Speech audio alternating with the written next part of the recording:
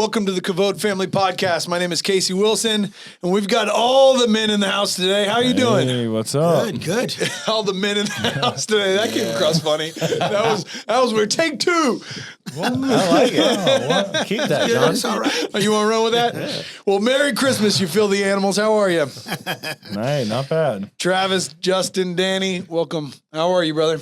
Good, man. Good to have you back. here. It takes like every 6, 7, 8 episodes we're finally able I to know, man. wrangle I'm you sorry. in. I'm trying. I promise y'all, I'm trying to be consistent.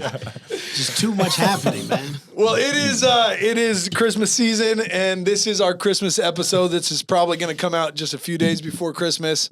If you get around to watching it, great. If not, we're hoping the content that we talk about is life-giving and it's worth listening to. So that way you would make changes in the coming year that I think involve really any holiday. I mean, really every day, not just any holiday. I was thinking, yeah. Right? This Jesus, right? isn't just on about Christmas. This is about your life and maybe why your day feels dry or why your holidays feel dry. Justin, we had a conversation that came up, and that's kind of going to be the basis for this podcast. Does that work? Yeah. And it was a conversation you were having with Robbie, and he was sharing this meme or this graphic with you that he saw. Mm-hmm. You sound so old. I'm sorry. May. I don't care anymore. I don't care. Meme. Dude. Picture in the little box. Yeah, picture on the phone. It was a Mobile picture on picture. the phone. Do sound old. That sounds terrible. Little pocket TV. My goodness. Yeah. Oh, Lord. Yeah. So basically, Robbie showed me this little, it was just a little image on Facebook or something. It's always on Facebook. And it said, it's almost Christmas time and I've never felt less Christmassy. And that's kind of cheesy. Like, you normally just scroll past those things. But he clicked on it because it had like 6,000 comments. Like the thread had been going and it wasn't posted for that long. And it was just all kinds of stuff where people were saying, amen, or it wasn't just Christians, obviously. Yeah. But a lot of people just talking about, yes, I agree. It ranged from I don't know what you're talking about. I love this time of year. And then all the way to this is the worst time of year because our family is divided and, politics. Like, my gosh, there's ever a time to sit around the table with people you disagree with. It's right after an election, right? And so you got politics, you have seasonal depression stuff like that. That's a real thing that it gets cold and all the leaves fall off the trees. Change. And, I mean, you go from being able to be outside at 9 p.m. to 4:30 and it's dark. That's depressing. And so all of these factors add up together. Even, somebody commented, I hate this time, which I never really thought about. I hate this time of year because all the people that would never pay any mind to me at all wish me Merry Christmas and give me a hug like they actually care about me. And then as soon as Christmas is over, they don't talk to me till the next Christmas, and like just this kind of fake people. And then there's the Christians that jump in there and they're like, come on guys, Jesus is the reason for the season. And then they just get like slaughtered in the comments, like shut up. You know what I mean? And so there's just all these mixed feelings and it's just this weird, tumultuous time of the year that it's like, it doesn't matter how old you are. If you think back to when you were a kid, it was always fun. It was always nice. And it was always like, oh, there, baby Jesus. Like you think of it fondly when you remember, but when you look at it in the present, it's so easy for people to become disrupted and disheartened and angry and bitter and just getting wrapped up in the things that we do to celebrate Christmas. Like with just even the fact of, I'm not like against give your kids gifts, but like even that becomes the point of everything. Like and that's what everybody says every year. The presents aren't the point. Like, I got that, but it's just the fact of, yeah. And my son's telling me what he wants for his birthday next September, like that's what kids think about a lot of times. And so just how can we take a step back, look at what we're even doing, right? Like I think last Christmas, the first time I was on the podcast, we just tore Santa to pieces. Let me clarify. Yeah. You tore Santa to pieces. Okay, and that was our highest viewed podcast for quite a while. All right, so you're welcome. But to me, it's kind of one of those things where you need to take a step back and look at. Okay, is this something we need to like just reject and move on and do something different because it's clearly not working? Is it something that we need to just start doing privately, ditch the pageantry and just kind of go back to basics? Or is this something that we need to lean into and say Christ is the answer to this whole thing? Don't quote me, the first podcast we did Christmas on the year before that, we talked about, man, it'd be great if we had this feeling year round. So here we are 2 years later, and it's like we don't even have the feeling during Christmas. But in that podcast, we were talking about you can have this feeling 365 every day of the year, but like what is it? If we're going to recreate it, we need to understand what it is. Yeah, and it goes back to a lot of everything in life, right? Like it's not just Christmas. We're talking about our life. Like how do we actually live a life to where the things that we desired to feel internally, we actually experience externally? Or vice versa, the things that we're experiencing externally feed our soul internally in a way that we want to be fed. You know, you're learning to kind of put off the things of the world that aren't nutritious, for lack of other words, and also digest external things in the world that are extremely nutritious. I'll give you an example. My wife and I, we had the ability to be able to run up and take a trip recently up to Pennsylvania, and we went up to Hershey Park, took the kids. The first Christmas episode too. Here we go. Look, one of these days I'm going to drag your tail. Here's the point. We went on vacation, and it could have been just, let's go down to the beach and sit and relax and enjoy. And you know what? That's a good time. We went, and the way it worked out, there was a number of events that we did that were extremely feeding to the soul. The big show that we went and saw at the Sight and Sound Theater, they did a production of the life of Daniel.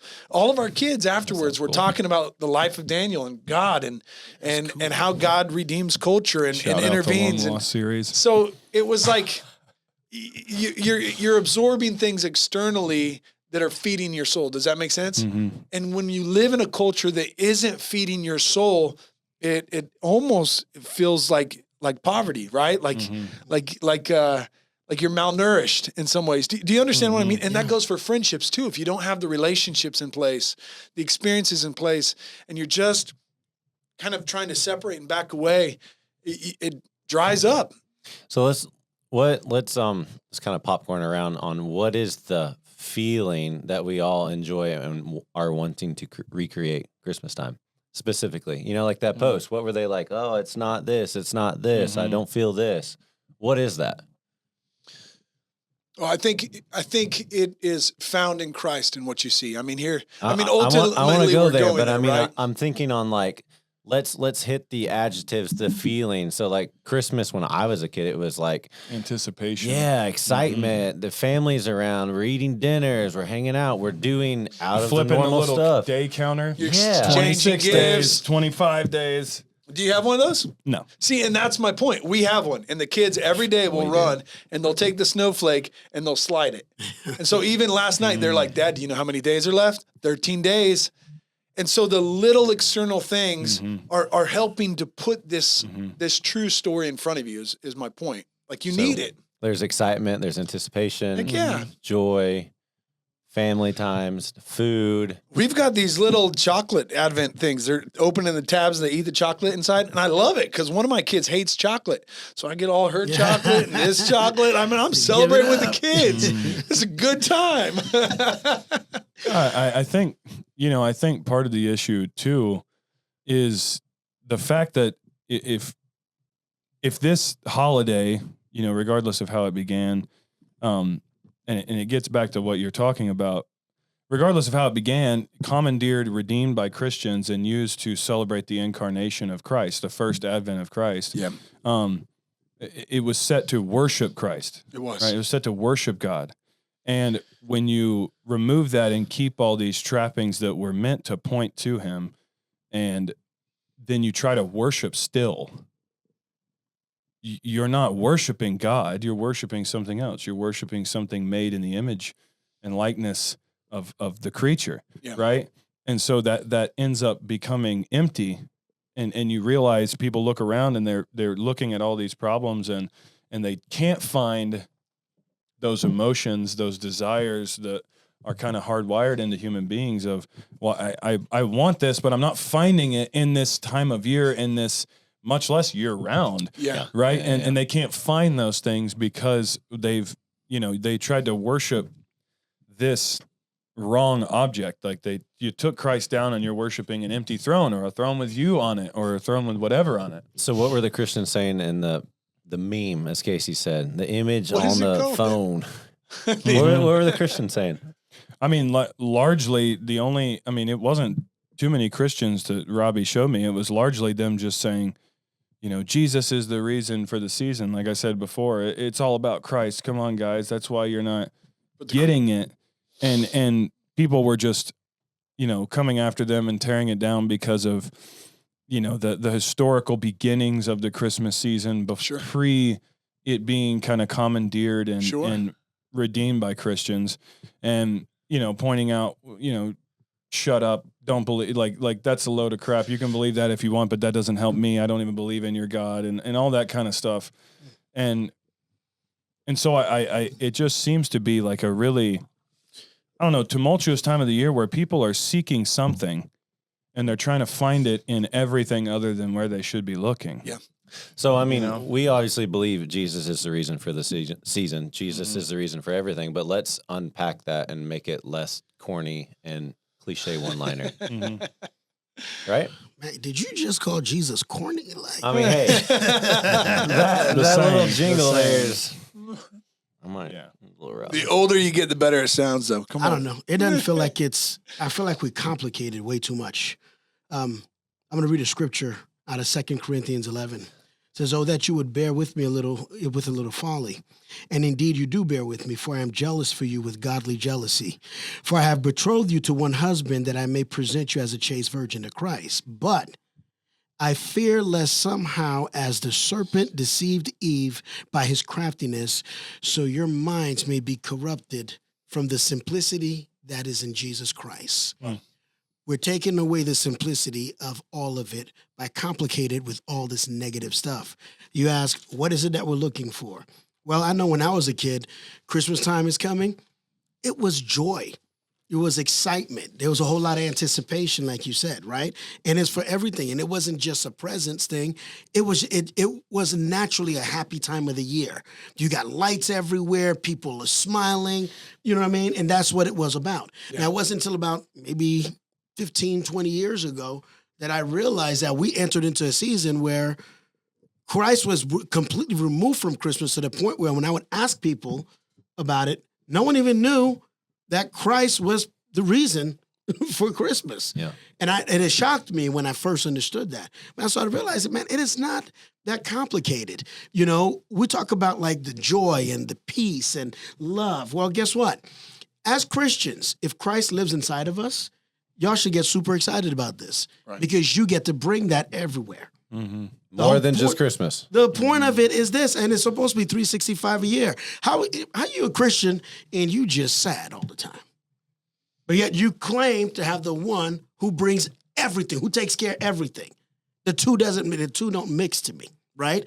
If Christ lives inside of me, he is peace, he is joy, he's excitement, he's all those things. So it's my job to bring that to everywhere that I go, to everyone that I come in contact with. Right. That's the whole point to me. But when you remove that and you start throwing all these other things, it's like, man, just keep it simple, y'all. People got enough things that they suffer through. I've seen suffering on different scales in my life.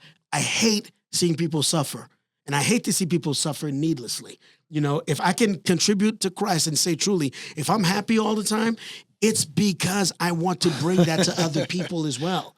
I watch people suffer still today all the time. So when I see them, I want to hug them. I want to put a smile, not on their faces, but on their hearts. It's a different thing to put a smile on somebody's heart, man. Do you think that with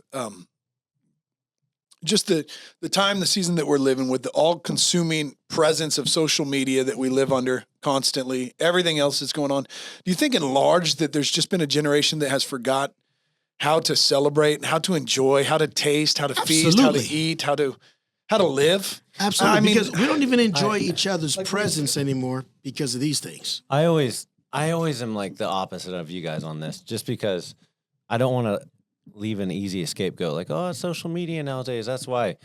Nothing new is under the sun. Sure. So when you think of that, no, they might have not had this, but like the enticement for something else to steal God's time and attention has always been there. But the ability for us to lead the next generation to go take a trip, go prioritize family, be thankful for something beyond just yourself, like the idea of parenting and loving and pursuing Christ, knowing that Christ is our hope, and all those physical or feelings and attributes that we're looking for are him. Yeah. We don't go to him to then feel hope. Like, he is hope embodied. He is love embodied. So, I mean, I think these definitely make it worse, but I just, it's always been there. It's been there since the beginning. So you got to admit, though, in different points of time, it changed, right? There's different dragons to know slay in different times. So Yeah. when I grew up, we ate dinner together. And most households did that. Maybe not every, but most, I can say. Most households in dinner sat together and ate together. Yeah. Most households today eat dinner separately. That time together is not even valued anymore. So there is a shift in the time and the culture of what we do today, because everybody's so much more individualized instead of like the family. Like I said a little while ago, we don't even take the time to enjoy each other's presence anymore, because there's all these other things constantly going on.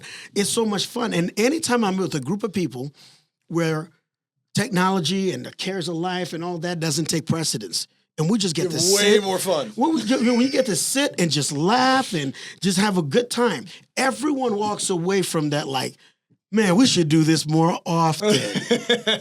Right? Don't say. And they say it all the time. We should do this more often. Okay, well, then just do it. Right?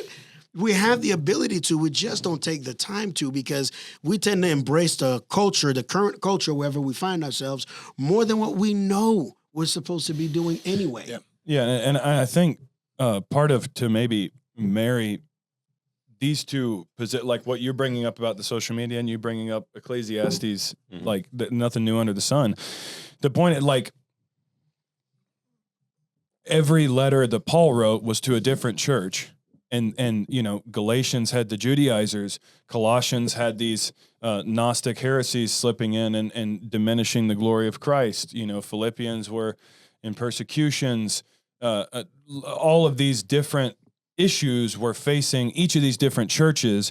The solution was the same, but the application of the solution was different. Sure. And so, yes, the look at how the whole thing started.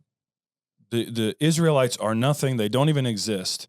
They're a bunch of people in slavery in Egypt. God says, I'm going to deliver you out of here, and I'm going to make you into a nation to keep my promise and my covenant that I made with this guy that you don't even remember from 400 years ago. Not only that, but I'm also going to lead you out and give you life with gifts. I'm also going to let you plunder the Egyptians, and for some reason, they just gave you all their earrings and all their gold jewelry, and they were like, well, you're going to need to look nice to go worship in the wilderness. Like, I don't know how that happened. But then they leave with all this gold and they're given a gift. And what happens? Yep. Moses is gone.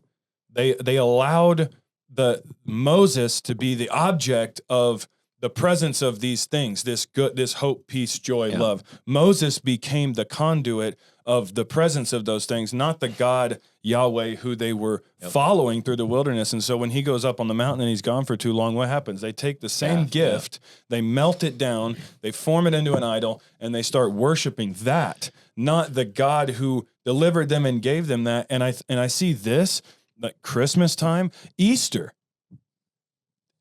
bunny, like Easter eggs, Right. but Easter egg hunts, like we take the gift and the gift is the fact that we live in a country where we have a holiday called Easter. And guess what? Most people celebrate it as the resurrection of Jesus Christ, King of the universe. And we take that gift and we boil it down and form it into an idol and end up losing the point of the whole thing. But even the feelings that we're searching for put in front of God are idols. I want to feel peace. I love the joy, the anticipation of Christmas. I want all these feelings. Those are subject to Christ. So like the idea when we say Christ is the reason for the season. He's the focal point. It's what we do 365. If you guys understand that he's it, like that's it, then you will have joy no matter what. If you're suffering loss in your family, you don't have a job, you can't have gifts, you're being persecuted, you're in a different world and you don't get holidays at all. Like if you focus on him, you have joy, you have peace, you have happiness, you have all these things because he's it. And like Moses at that time, you're right. And they made the calf. These are idols now. Money can be idol. There's a million different things. Anything that fights for God's time and his position in your heart is an idol. So then you're not going to experience anything that naturally you would with Christ because he's king over everything. Yeah. We went through a season in my marriage in my home, first 12, 13 years with Erica. It was about that we had ran down the rabbit trail of all the paganism of a lot of the American holidays that we have, right? Christmas and the things that are tied to it, and Easter and everything else.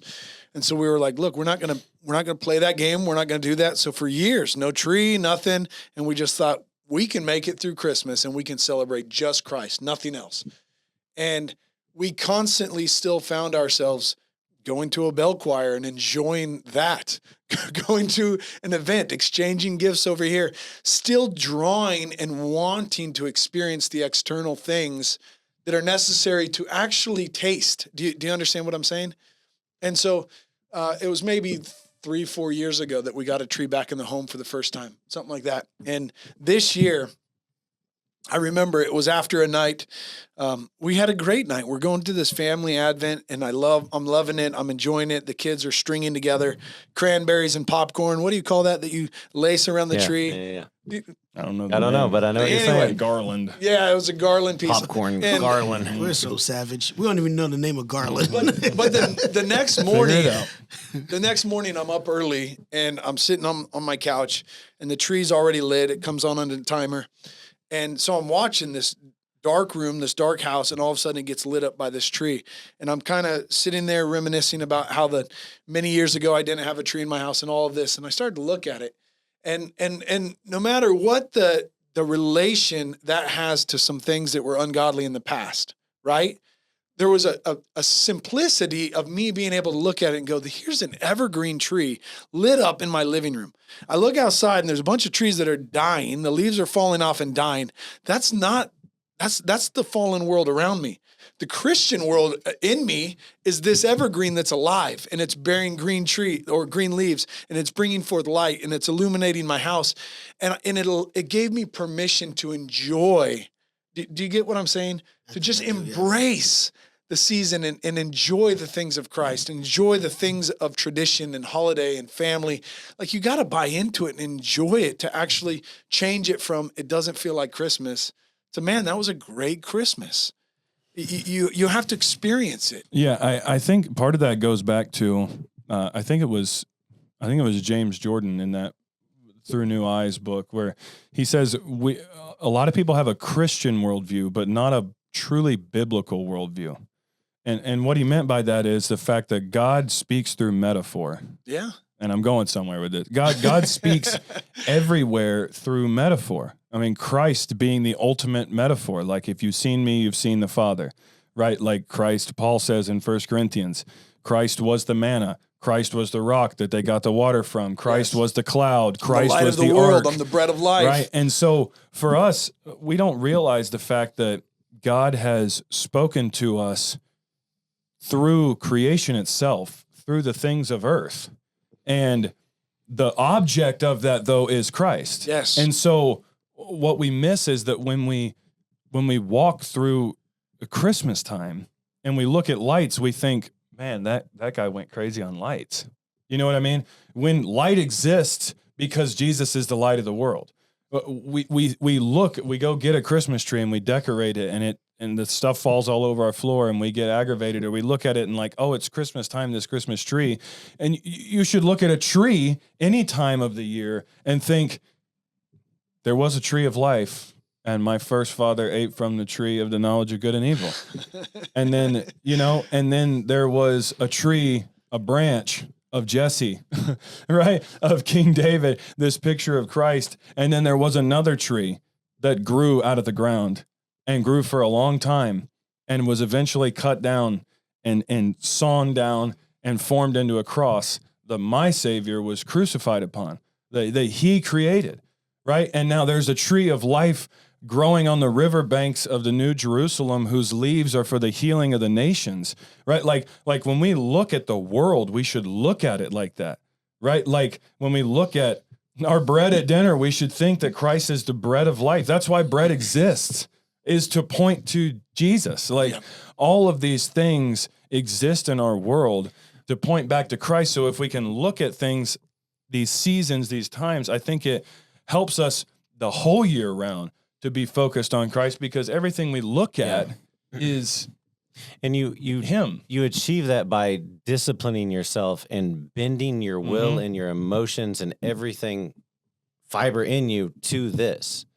Like Romans 12:2, it talks about, do not be conformed to this world, but be transformed by the renewal of your mind. My mind and my flesh wants everything for Travis. I want to feel good. I want joy. I want happiness. I don't want trials. I don't want hard things. I just want to do me. But whenever I'm in persecution, trials, it doesn't feel like Christmas, I'm stressed, whatever it is, those are irrelevant to me because of what this says. It doesn't mean they're not real. It doesn't mean I'm not experiencing it. It doesn't mean I didn't have a bad day, but he says, be at peace, be joy. I'm the prize. He gives us everything we need in here. So I want to try to simplify this, because I've heard so many Christians, whether it's Christmas or not, or I'm tired, it's hard, it's a hard year, persecution, like whatever. And it's just this like mopey whininess that I'm like, who wants that? Yeah. Who wants Christ based on how you look every day? I don't want to look like that. But the idea is that like you've let the world and the circumstances change you versus you making yourself bend to what he says. So life can be absolute horrible, terrible. But if he says, be happy, then you be happy. Yeah, there was always an attractiveness to the people of God, even in the hardest situations. Yeah, but the simplicity behind it, I can eat terrible and do nothing and smoke cigarettes and drink every day and be unhealthy. I will be unhealthy. Or I can discipline myself and eat well and work out, and I'm going to change. I'm going to be stronger. I'm going to be fit. Like, we manage our money. We discipline ourselves. We have more of it. We spend it. We don't have it. Like, we understand it here, but we don't understand this. Like, you bend your will and your emotions to what he says, and then you experience the fruit of what he says. So, go ahead. I was going to say, develop a culture of celebrating each other. Bring hope. Like I said, there's enough hopelessness in this world. Bring it. How do you do that? You bring the presence of Christ, right? We sometimes say, well, we lost track of Christ. We lost Christ. And we didn't lose Christ. What we did is we lost an awareness of his presence. There's a difference. He promised he would never leave us or forsake us. So we didn't lose Christ. Oops, he gone. That's not what happened, right?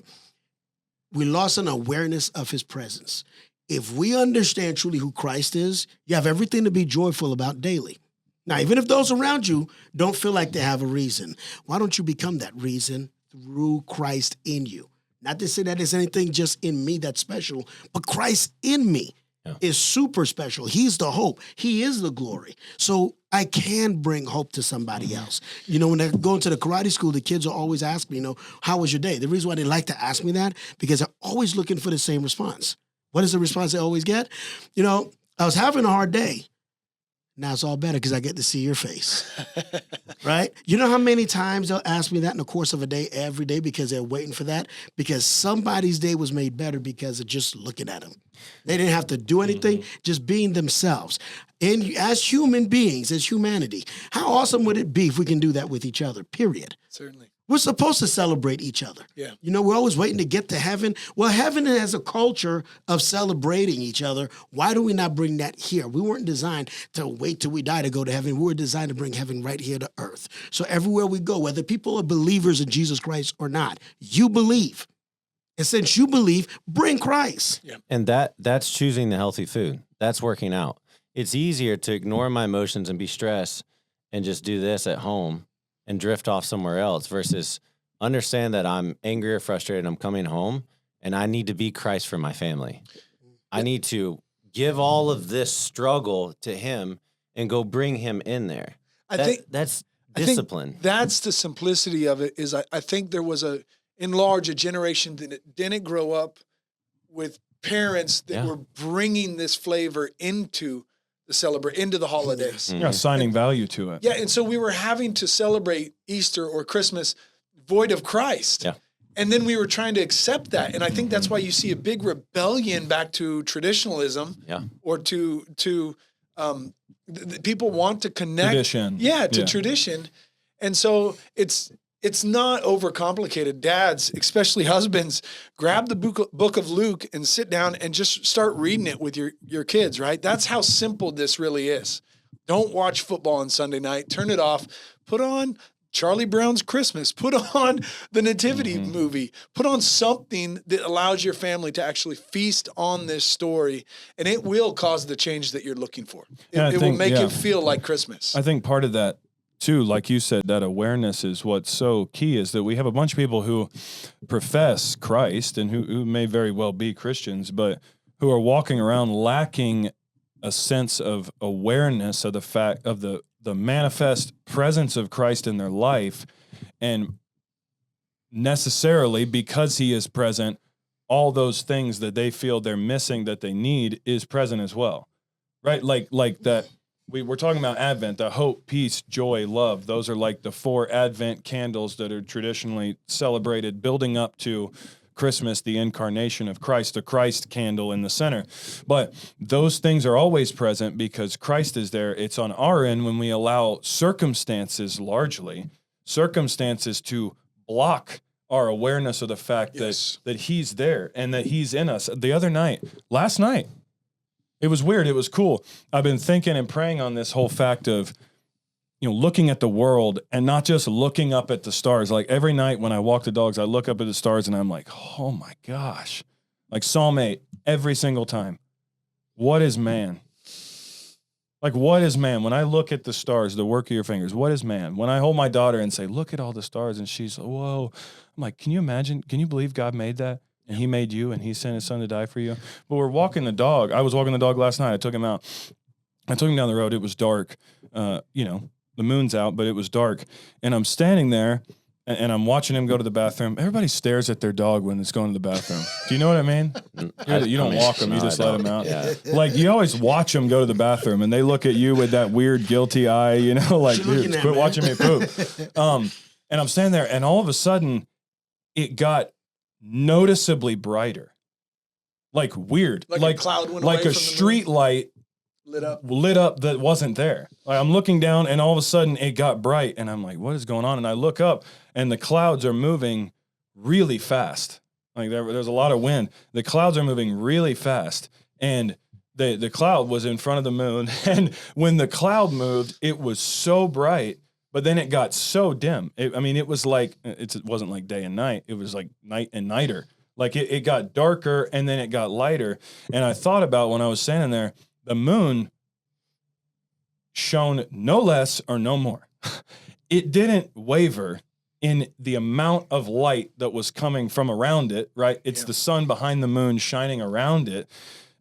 That didn't change at all. Yeah. The circumstances of the cloud passing in front of the moon made me perceive that it got darker, right? Like it objectively got darker. But really, it subjectively got darker because of where I was standing. Objectively, it didn't get any, the moon didn't get darker. It didn't stop shining as bright as it was. It was the fact that from where I was standing, subjectively, it seemed to be darker because of the clouds, because of the circumstances of what was going on around me. And for so many of us in this time of year, we forget that Christ is unchanging in the fact that he is hope, he is our peace, he is our joy, he is our love. He's the image of love. He's the perfect image of the Father, and he's with us. We allow that to become dampened by our circumstances when really it's just an awareness of the fact that he is unchanging. He has not loved us any less, and he can't love us anymore because he loves us infinitely. That's the clean eating depiction I'm trying to express to you guys. The clouds coming in, it's warfare. Like Satan, you're always going to have clouds that try to dim that light. But if you understand the perspective that he's always there, he's the prize, that's it, game over. It doesn't matter how many clouds there is because you know who's behind the clouds going to cast through everything. So when you're in that moment and you feel the clouds and the stress and the finances or whatever it is, you bend your will and your emotions to this. I think that's awesome. For anybody that's suffering out there, please know You are absolutely loved. You know, we got to bring more peace. We got to bring more joy into this place. Last Thursday, I was out to dinner, with Trav and Lydia, my wife, and the hostess who was seating us, as she was getting everything arranged, I stopped her for a second and asked her, if she needed prayer for anything. And, look on her little face, sweet little girl, man, just basically she had a lot going on and just wanted peace. Just wanted to be, feel a little bit more, at peace. So we ended up praying for her. And by the time our waitress now came around, did the same thing. I stopped her in the middle of serving us and began to ask her what was going on with her and what she needed prayer for. Well, guess what? She said the same thing. Yeah. Single mother, raising 2 kids, just wanted peace. Yeah. And, you can see the hardship that, even if you didn't know the details, there's a hardship that's going on there. And it was a beautiful moment because we got to sit, grab her hand, prayed with her, blessed her, and man, she just cried and cried. She had to remove herself from the table actually to go in the back and get herself together, and she'd come back and thank us. But what she was thanking us for is for somebody stopped for 1 second to notice me. And make me realize, yes, even though there's a lot of this darkness, a lot of this craziness going on, there's still light, man. There's still some hope. There's still some joy. There's still some peace. Even in her tears, getting to watch her experience joy, even through her tears, happiness, even through her tears. Isn't that what we're here to do? Mm-hmm. We're talking about a Christmas season that, to me, by design, was supposed to be a joyful season. Yeah. Right? I reject the thought process that it doesn't feel good. It doesn't feel like Christmas. I reject it. Why? Because, man, it's an awesome time of the year. And for anybody who feels like it's a dampener, it's not that good, okay, well, when I get to be around you, I pray that I get to bring some joy into this thing for you, because no one should be walking around unnoticed. How many people live day to day and they're just crying out, somebody, man, grab a hold of me. Somebody. And that somebody is us. It's you and I. We get to go out there. Christ in you, the hope of glory. Go out there and give it. You have it. Go give it. If you knew somebody was standing right there in front of you and they had a desperate need for $100, right? You got $300-$400 in your pocket. Imagine now they don't have any means of getting that $100. You hand that person a $100 bill. What's their response? Yeah. They're elated, right? Yeah. We have Christ. We have Jesus Christ living inside of us. What's it going to cost you to give that to somebody? What's it going to cost you to stop what you're doing just to bring his presence into someone's life? Not through religious rhetoric, but through the purity of love, right? Just the purity of love. Just love them right where they're at. Yeah, but they don't believe like I do. Who cares? God didn't call you for all of that. What he called you was to become love, not the need to be loved, to become love for somebody else. How much better would the world around you and I be if we did that for everybody around us? So let's just do that. Keep it simple, y'all.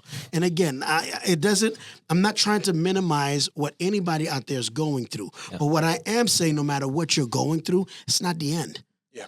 It's not the end. There is light at the end of the tunnel. Yeah. Well, gentlemen, let's wrap this up. Maybe there's a handful out there that listen to this and it's post-Christmas. And I would just encourage you that spend your year building good relationships, growing in your walk with the Lord, spending time with him. And I promise you, come next Christmas, you will be in a radically different place to celebrate Christmas than you are now. It's awesome. It's much like loving your spouse or loving a child. If you spend the year enjoying and fighting off the difficult things and fighting for the relationship and a healthy environment, a healthy relationship there, you're going to enjoy it far more when you go on your anniversary or when that child's birthday comes. You're going to be celebrating them rather than just trying to muster something out of nothing. Does that make sense? Yes. And so to go with your picture of the cloud, The scriptures tell us, Romans tells us that the world, that there are many out there that are suppressing the truth of God. They're trying to be like that cloud that filters the presence of God, the light of God. And we have to become like what Danny's saying here, men and women that actively remove it, tear down that veil, remove it, and bring the light of Christ into those situations. And so if you're wondering, how do we change? It doesn't feel like Christmas. You're the agent that's supposed to make it feel like Christmas. You really are. If you're a believer out there, husband, wife, mother, father, even a child, if you're a child living in a home that doesn't have parents that believe, you're the agent of light for that home. And you need to be the one that just says, hey, time out. Let's sit down and eat a meal together. And I want to read a portion of scripture to you. Let's consider this movie tonight rather than that movie. Let's go and look at lights together and take a drive with the family together and just consider what this season is about. Be the agent of the change in this season. So, gentlemen, Merry Christmas. Merry Christmas. Enjoy Merry it. Christmas. Feast with your families. Have some fun. You got it. Enjoy.